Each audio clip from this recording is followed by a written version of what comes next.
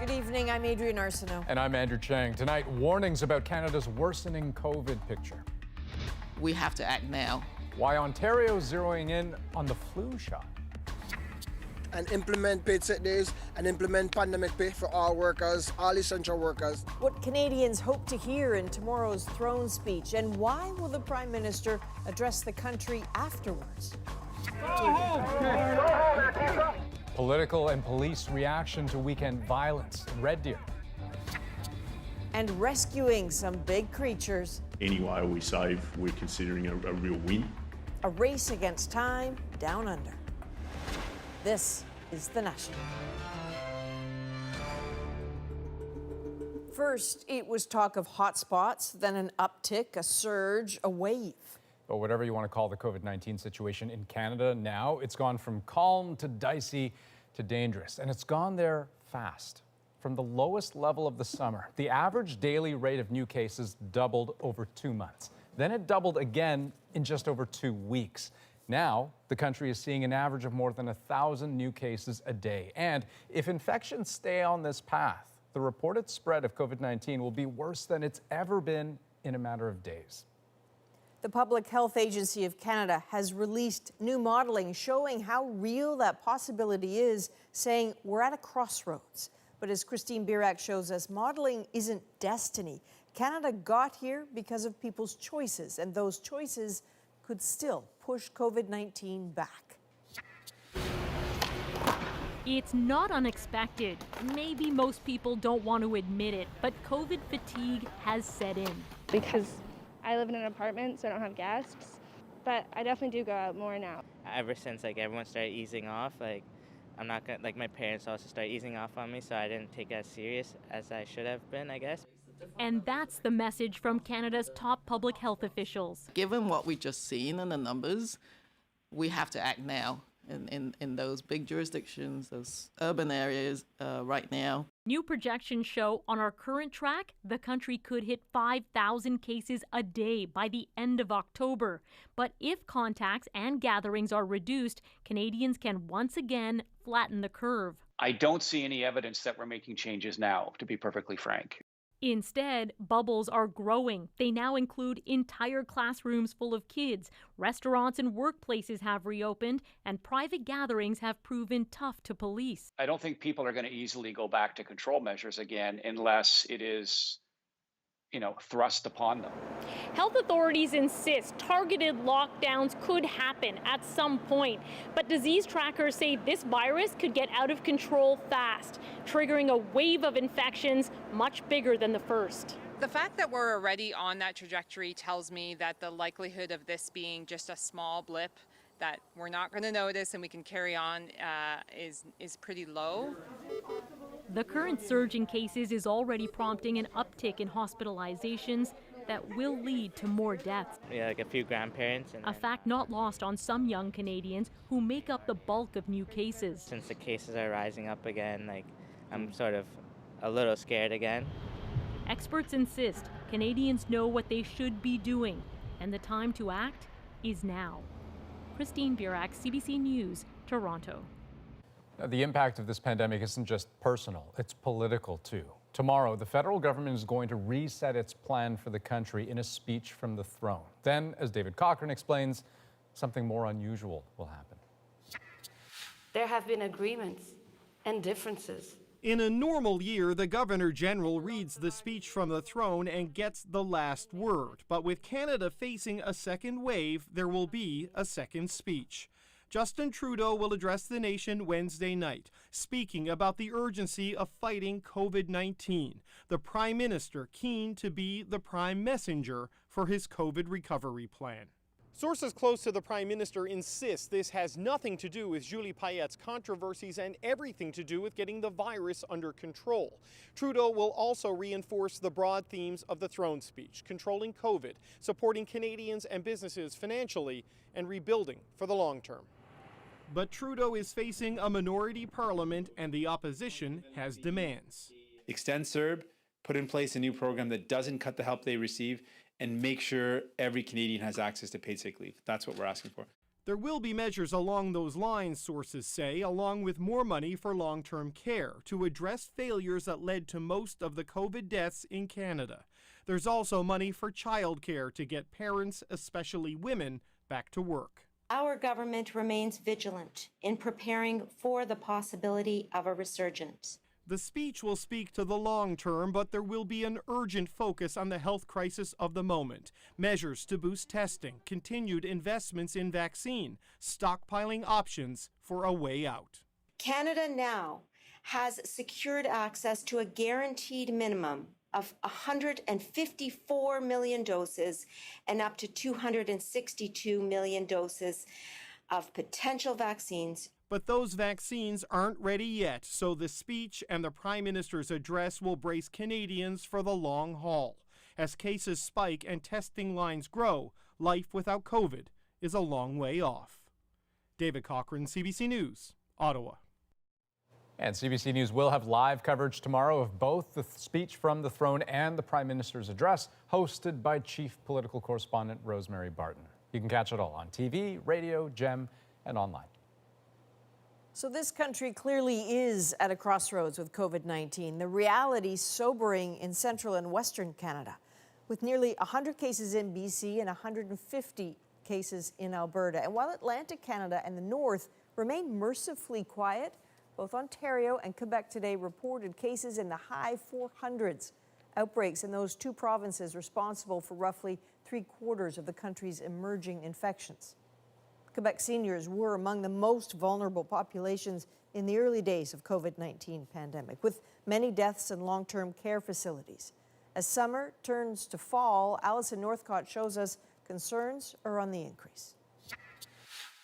Jean-Pierre Daubois felt the impact of the first wave of COVID-19. He lost his mother, Anna-Josée Mackay, in a long-term care home ravaged by the virus, and he's worried that could happen again.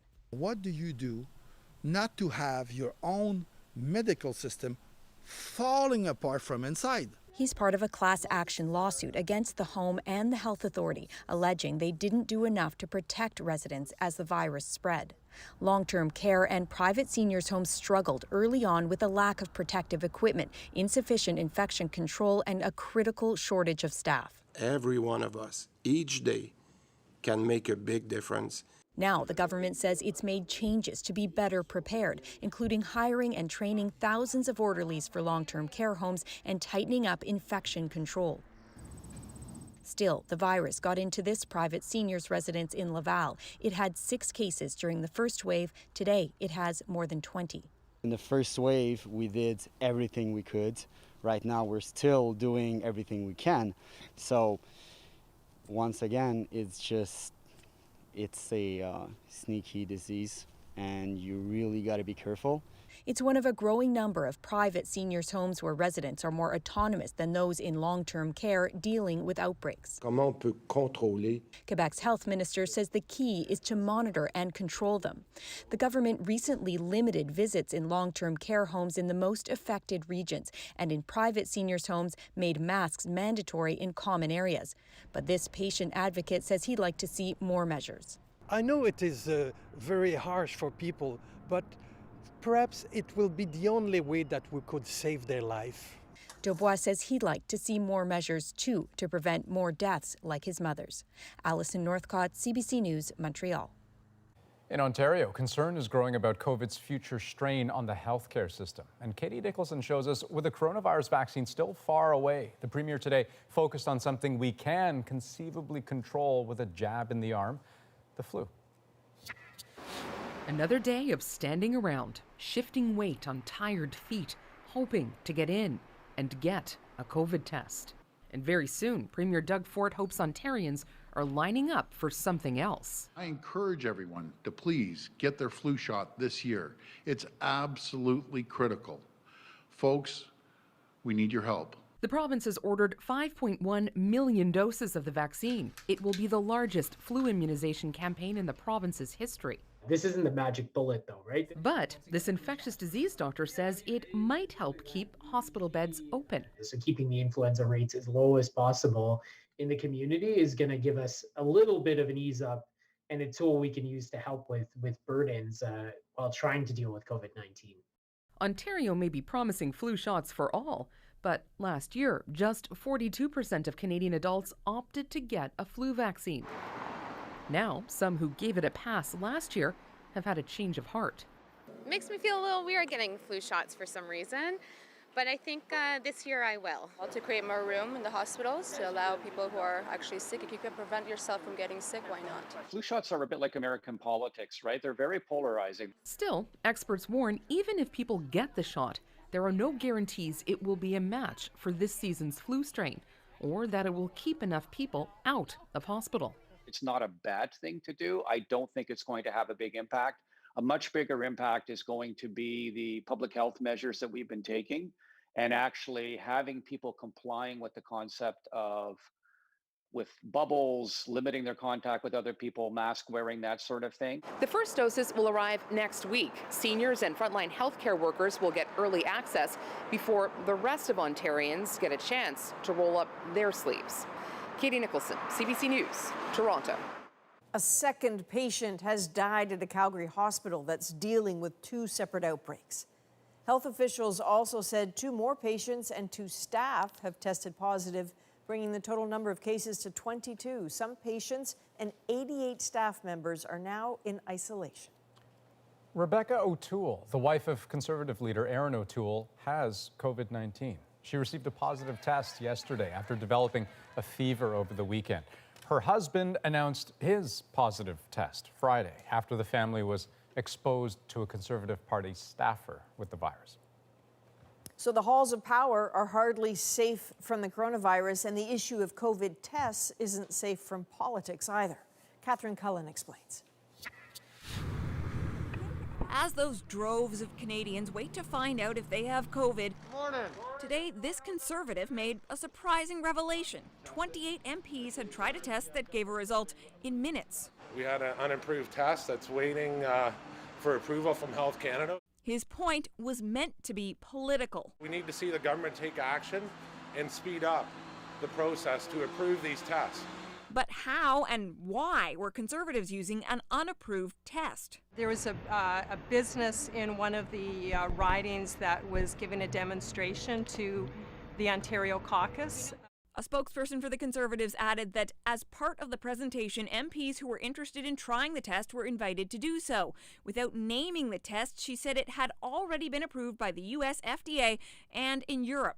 She also revealed it was a serological test, not a test of whether someone has COVID right now. It's not an immediate test, it's a background test, but it was reassuring. The Conservatives have really shot their credibility. The NDP leader accuses Conservatives of politicizing what he says should be a question of science. They used that testing device that had not received clearance from our Canadian approval process, and then are bragging that they use this service or this testing. That to me is completely unbelievable. There was no bragging involved. It was an observation of a test that's in use in other countries. The Liberals are defending the wait for new tests, saying that Health Canada is doing its work carefully to ensure that any new test gives accurate results. Catherine Cullen, CBC News, Ottawa. BC's provincial health officer revealed today she has received death threats during this pandemic and has had to have security in her home. I sense that people find that it's okay to do that for a woman who's up front, more so than some of our male leaders. Dr. Bonnie Henry says she has also been targeted with abusive notes and phone calls, and that her office staff has been harassed too. She says it is important to speak out about that to help the next generation of leaders. The RCMP is conducting a criminal investigation after a violent incident at an anti-racism rally in Red Deer. Rafi Boudjikanian looks at the reaction today from Alberta's top law official and from the protesters who say they were targeted. The whole purpose of this event was to centralize and raise racialized voices and to share experiences of these different ethnicities. That may be what the group wanted, but it's unlikely how the event will be remembered. Shortly after it got underway, counter-protesters arrived. No surprise to organizers. They say they'd received death threats and had seen social media posts like this. I'm gonna be this big guy in the white shirt. Ready?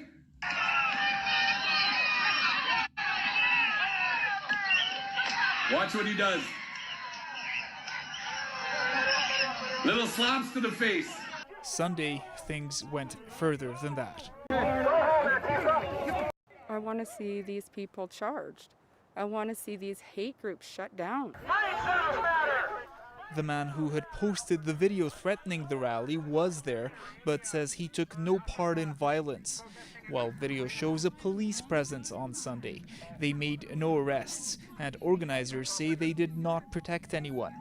Today, Alberta asked the RCMP to get to work. Police have a difficult job of keeping the peace, but it is also critically important that the RCMP maintain public confidence by explaining their role in situations like this.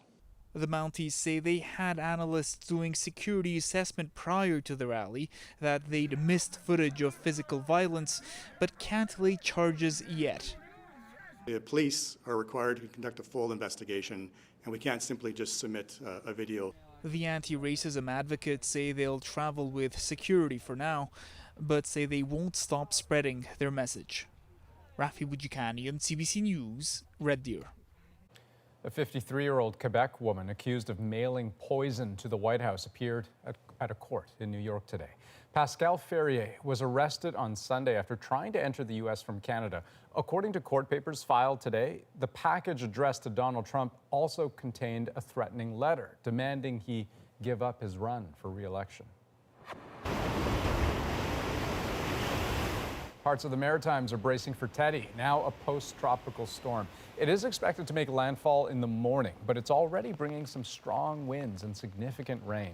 Hundreds of customers are also without power tonight, and people in high-risk areas were encouraged to stay away from the storm's path. I think it's fair to say today that as an organization, we hit a home run.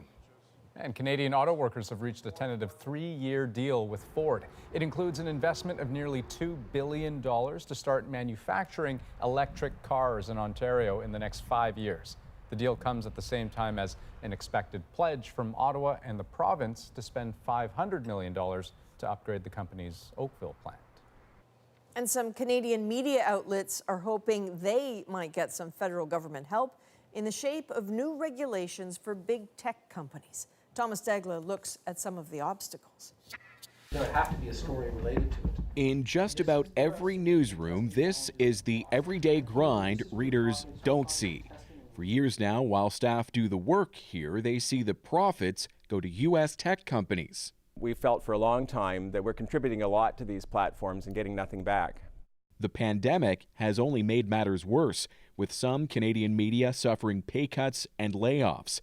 Ad revenues have been tumbling, much of the money instead going to those digital giants. It's because we're in this essentially powerless position that we're asking government to intervene. Enter the Heritage Minister and his strategy to squeeze those U.S. companies for compensation. We're not asking them to do anything that no one else is doing. We're just asking them to do their fair share. The days where these companies could decide just about everything are over.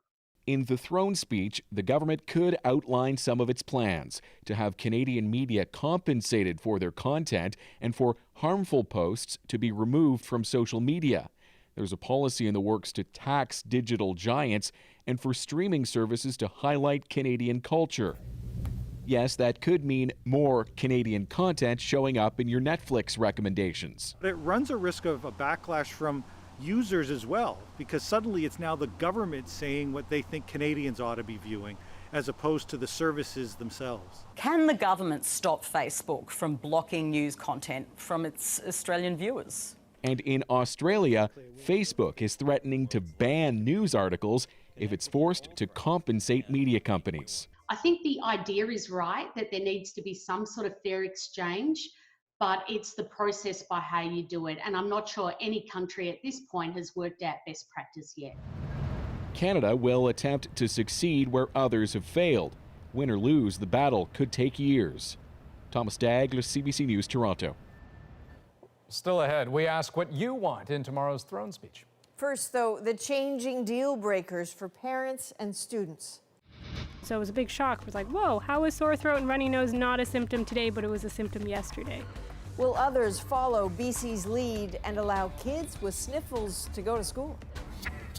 Overseas, the British Prime Minister makes a plea to the nation as COVID cases climb. Your mild cough can be someone else's death knell. And the urgent rescue operation to save hundreds of stranded whales. Any whale we save, we're considering a real win. We're back in 2.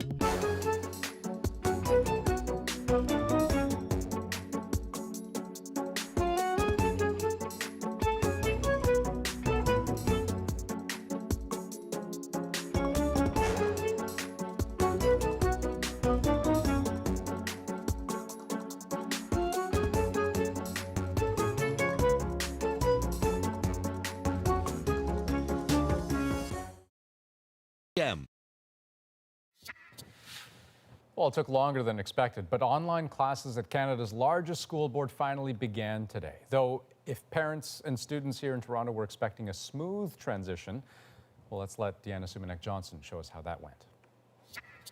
When Jessica Louie and her husband opted for online schooling for their 2 boys, they were hoping to give their family some peace of mind. But with this option came other stresses. I don't have a teacher. Louie's oldest son is still waiting for his first day of online school. He was so disappointed. He's like, I don't have a teacher, I don't have a course, I don't have assignment. What does it mean by independent learning? You need your teacher, right? Another Toronto family, same story. We couldn't log in. So again, it took me 40 minutes. When we did log in, he doesn't have a teacher yet.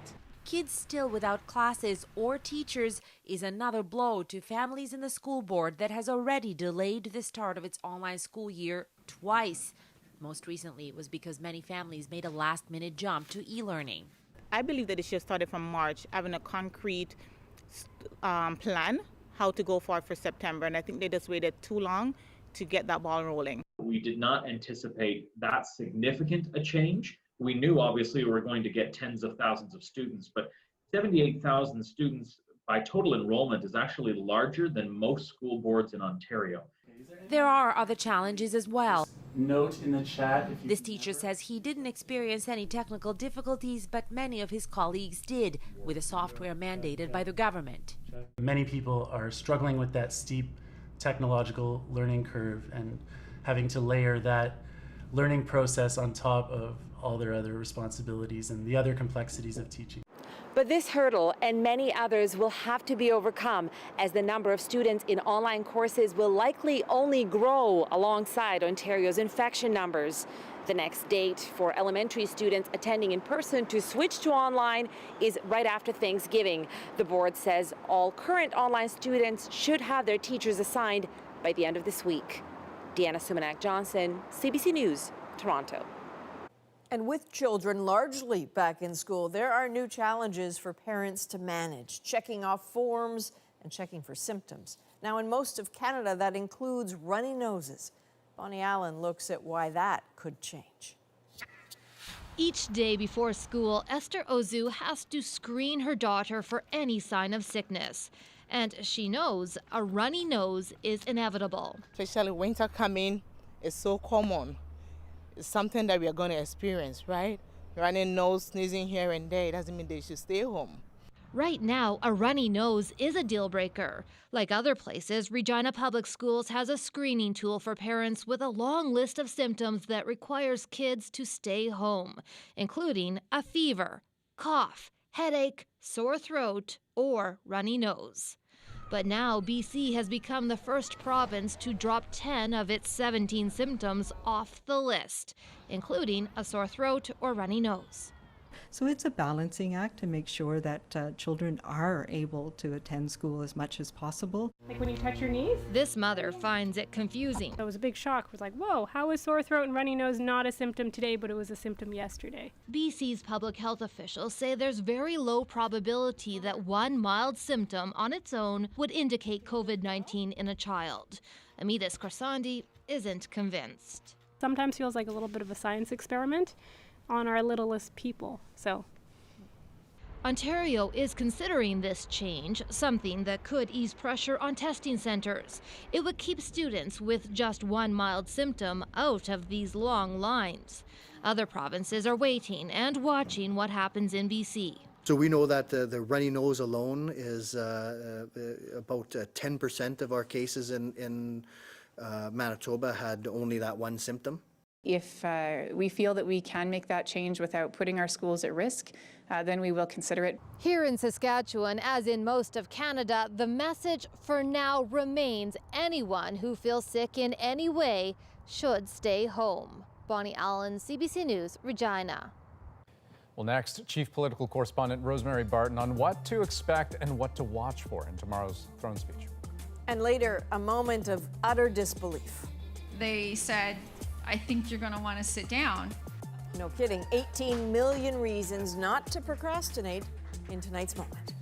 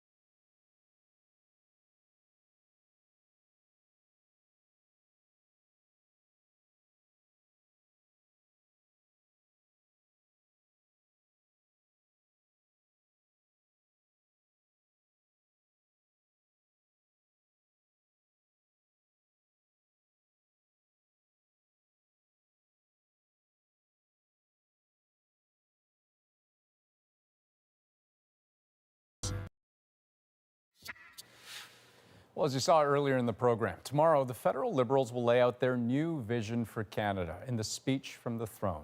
The last one was less than a year ago, but the pandemic has shifted the government's priorities and the public's too. Nick Purdon spoke to 4 Canadians about what they want and don't want to hear. The last 6 months have been incredibly difficult. The first few months, our business was down 50%. Ruth Clausen has been making cheese in Stratford, Ontario for more than 15 years. She says her business would have gone broke if the government hadn't helped her with the pandemic. And she's not out of the woods yet. What I'd like to hear in the speech from the throne is that there's continued support for small business in Canada, because if it goes away, I don't know what the winter will look like for us. I mean, if we lose a business, then I'm sleeping on one of my kids' couches, and that would make me sad. It would disappoint me. From my perspective as a university student, I'm concerned about my future, right? And so are my peers. Zach Remtula has been a member of the Conservative Party since he was 14 years old.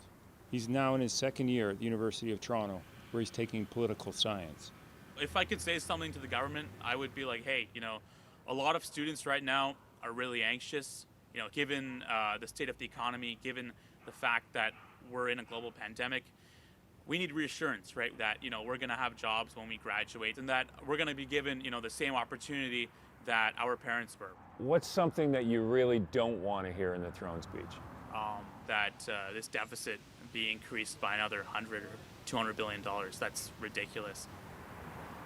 So my name is Rishav Brown, and I'm 34 years old, and I'm a grocery store worker. Grocery store workers were deemed essential during the pandemic. And Rishev wants the government to remind people that he's still out there risking his life. It's almost like people has kind of sort of forgotten about us. People have stopped saying, thank you guys for being here and keeping the country going. So we don't feel really essential right now. What do you want the government to do? If the federal government really thinks that we're essential workers and that we're heroes, then they should step up to the plate and stop sending the issues down provincially and actually take it upon themselves and implement paid sick days and implement pandemic pay for all workers, all essential workers, not in the province, but in the country. Frankly, nothing worries me about this coming speech from the throne and budget more than the idea that we're going to embark upon a massive, unanchored spending scenario. As a mortgage broker, Ron Butler worries the Canadian government is taking on a mortgage the country can't afford. The experiment of blowing through $350 billion, it hasn't been done before.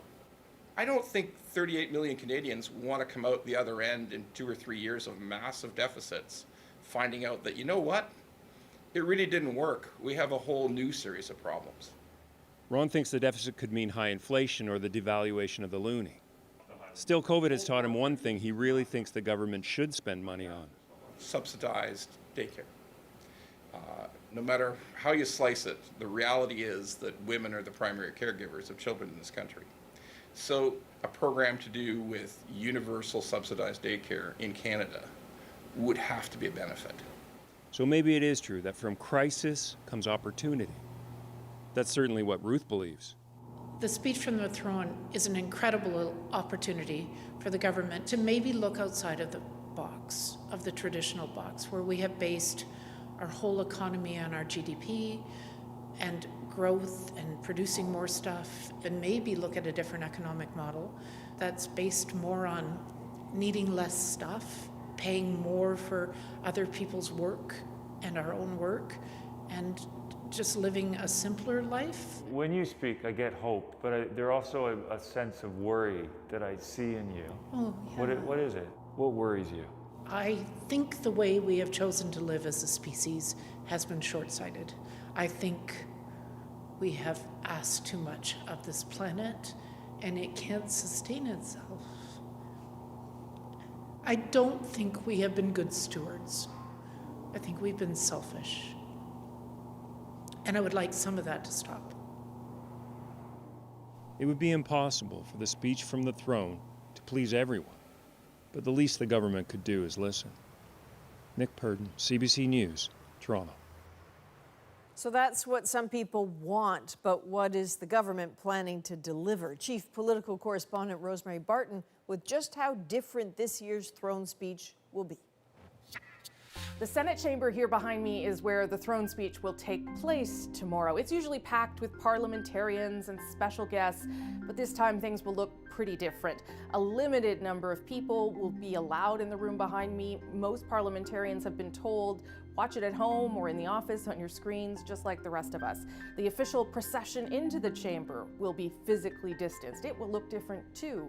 This is the second throne speech for this government's second mandate in just over 9 months. And since then, almost everything has changed because of the pandemic. Some priorities will now have to take a back seat, while others have taken on a new sense of urgency. Over the past 4 years, Canada has seen tremendous growth. That growth softened the blow on Canada's economy when the pandemic hit and the country went into lockdown. But the historically low unemployment rates, the stellar worldwide credit ratings have now slipped away as the government has pumped money into the economy to keep it and Canadians going, meaning the country is now facing a more than $400 billion deficit. The single most important economic policy of our government, and the best thing we can do for our economy, is to keep coronavirus under control. This throne speech will have to at least signal how the government plans to keep spending under control. And because women have been disproportionately affected by the COVID recession, forced out of the workforce in record numbers, there will also be some attempt to get them back in with a commitment around childcare.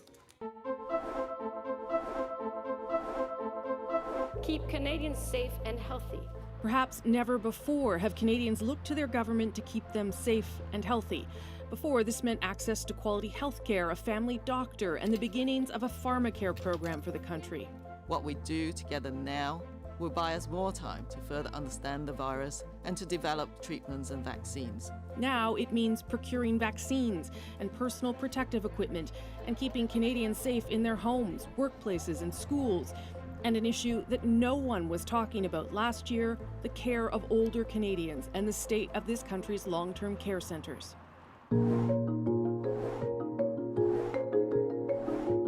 A clear majority of Canadians voted for ambitious climate action now.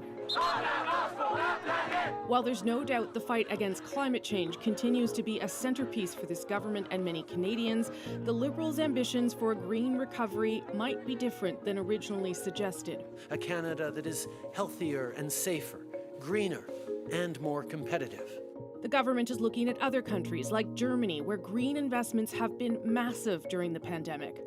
A promise of environmentally friendly housing projects and green jobs will allow the Liberals to take a more cautious approach to their agenda.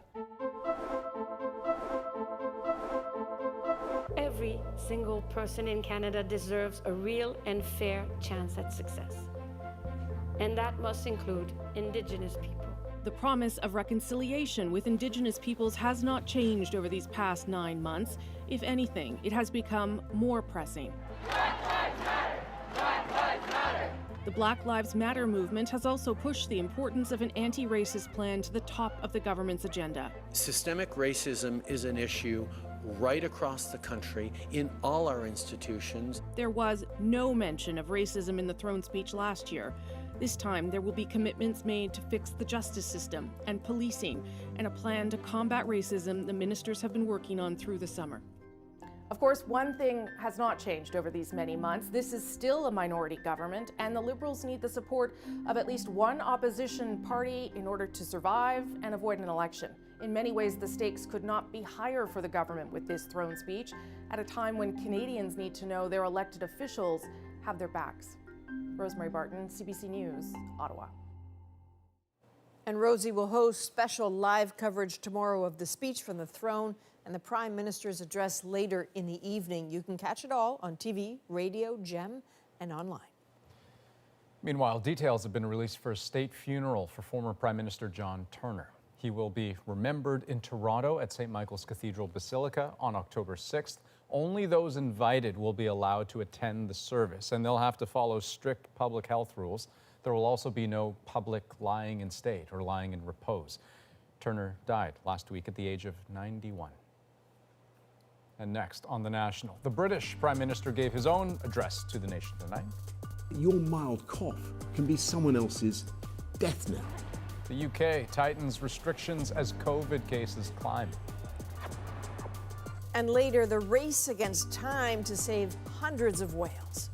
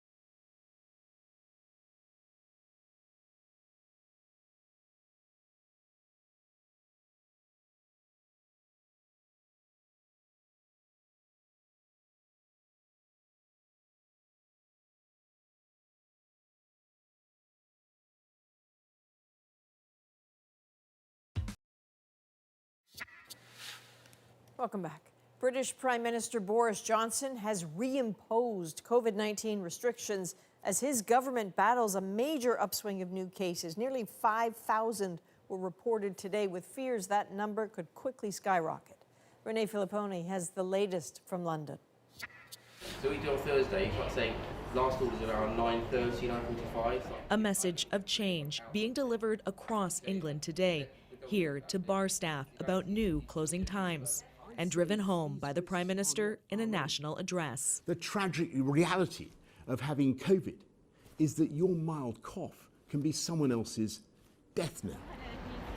Masks will now be mandatory in more places, and people are being urged to work from home again after months of being told to go back to the office. I can work from home, and I think we should, if it means that the infection rate stays low. I do think there's been a certain amount of a lack of clarity. I think it's frustrating for everyone. Pubs and restaurants must close by 10 p.m. in an effort to prevent risky behavior from drinkers. We're definitely going to have, This owner says the industry is being unfairly targeted. We'll probably be taken out by this. We haven't done anything wrong. They just go elsewhere, which the government must have realised by now. They're going to have parties in their own homes that aren't supervised.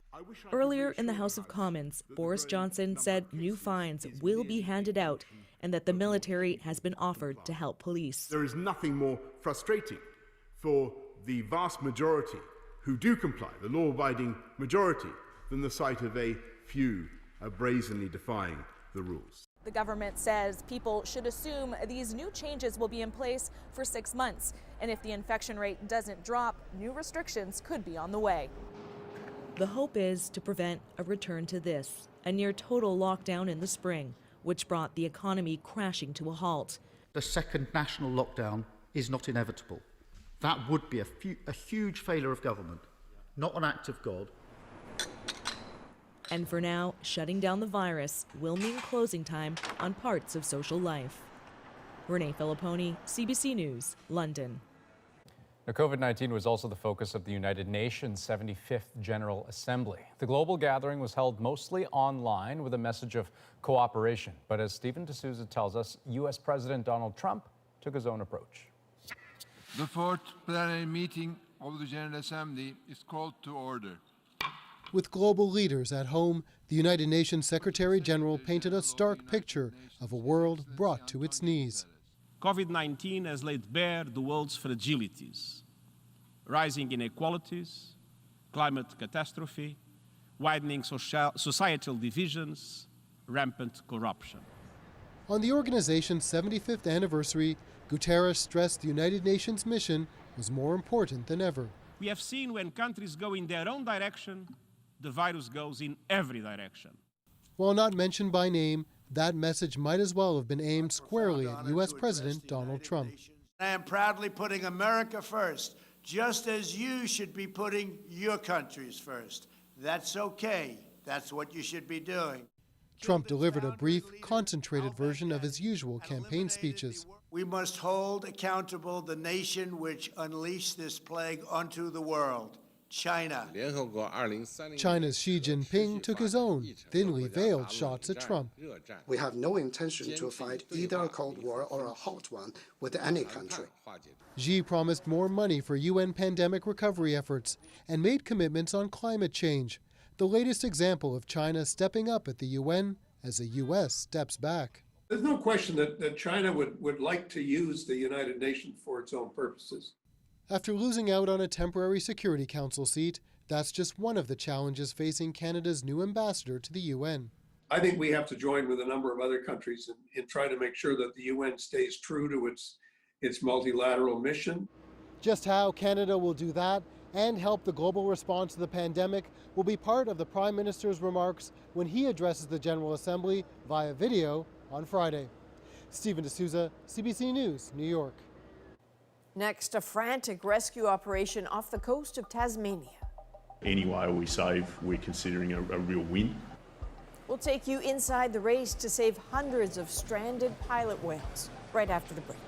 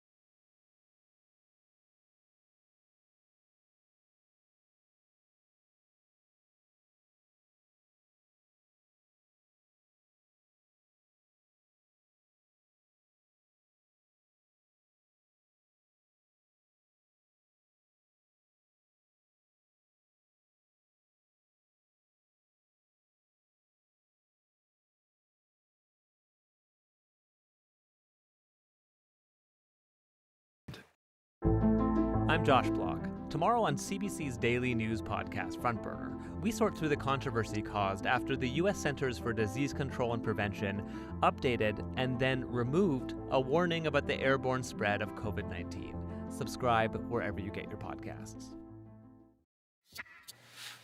Trying to rescue one pilot whale is no easy task, but in Australia, 270 were stranded. Now, sadly, about 90 of them have died. 25 were set free, though, today, so there's hope for the others. Sasha Petrusek introduces us to the scientists and volunteers doing everything they can. Off the coast of Tasmania, the wind is calm, the water shallow, and time is short for rescuers trying to save the biggest pod of whales to land on this remote stretch of Australia in more than a decade. The long, dark shapes flop their tails and raise their heads feebly. As long as 7 meters and as heavy as a small car, they are not easy to move. This is such a tricky event, such a complex event, that any whale we save, we're considering a real win. One by one, the whales are pushed, pulled, and coaxed off the sandbars by a team of volunteers. They're strapped to the sides of a boat and driven offshore. Or for the smaller ones, they catch a ride on the deck, far enough out to sea that they won't be tempted to return. Not all of them can be saved. So we're going to basically take the animals with the best chance to start with, and the ones that we're able to deal with. So some animals may be simply too big or in an unsuitable location.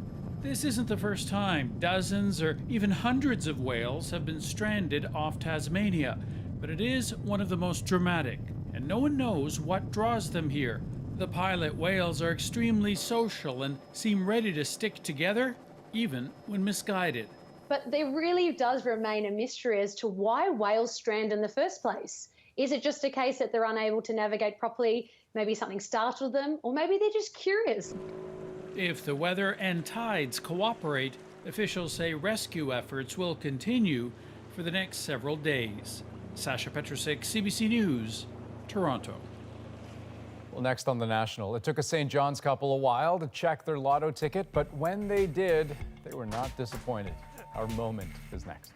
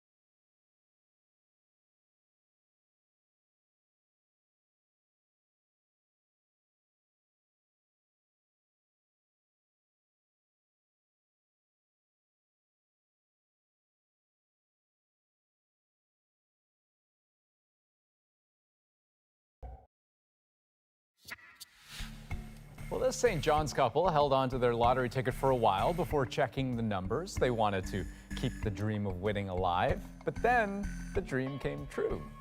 Today, they finally got to pick up their check and the bit of change that's now all theirs, all 18 million of it. That's our moment. I hadn't checked my ticket, as everyone in St. John's knows, because everyone was wondering who won the lottery.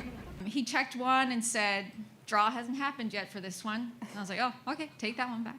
And then checked another one, and it wasn't a winner, so I got the little beep beep sound. And then checked another one, and there was a little sound that I wasn't familiar with. And then I saw the eyes go wide for the two guys working there. They said, I think you're gonna wanna sit down.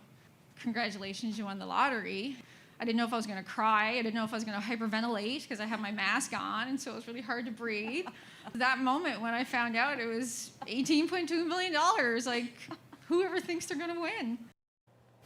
Nobody, but everybody wants to. So Nicole says that the two men who worked at the gas station were really pretty amazing, very discreet, what she needed, because she had no idea what to do. Right, well, and just think of the buildup, right? So the draw was something like 10 days ago, and, you know, when it happened, she didn't check her ticket. Even a couple days later, when it was announced that the winner was in St. John's, she didn't check her ticket, and she figured, yeah, she just wanted to, you know, I think her words were, the sooner she checks, the sooner she'll find out she didn't win. Oh, sad. And so just not check. Best way to do it. That's the National for this September 22nd. Have a good night.